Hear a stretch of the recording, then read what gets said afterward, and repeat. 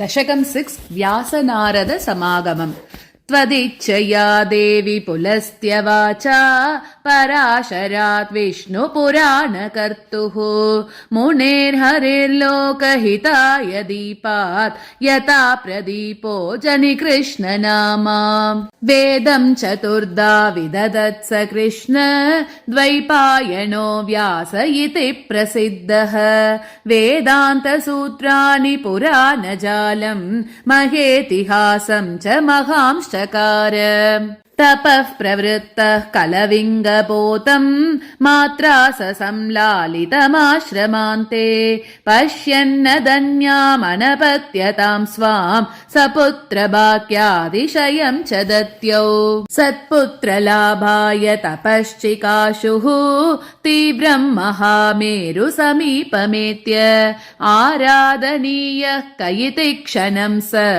चिन्तातुरो लोककुरुस्थितोऽभूत् श्रीनारदस्तत्र समागतस्त्वत् कृपाकटाक्षाङ्कुरवन् महर्षिः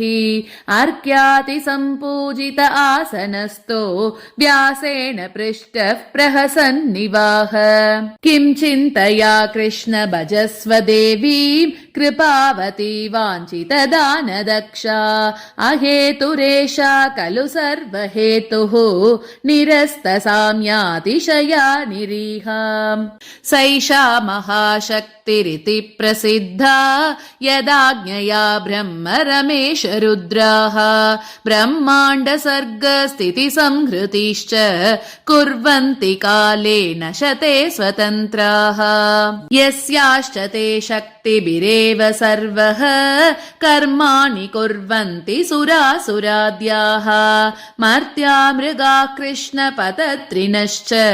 शक्तेर्विधेयाः क इहा विधेयः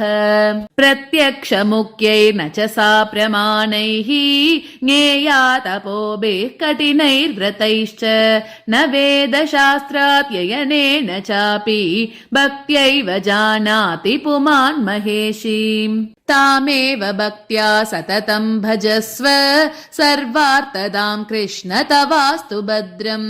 इत्यूचुषी ब्रह्मसुते गते सह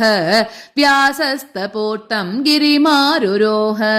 इहास्मि पर्याकुलचित्तवृत्तिः गुरुं न पश्यामि महत्तमं च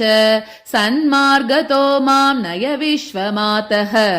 प्रसीद मे त्वां शरणं व्रजामि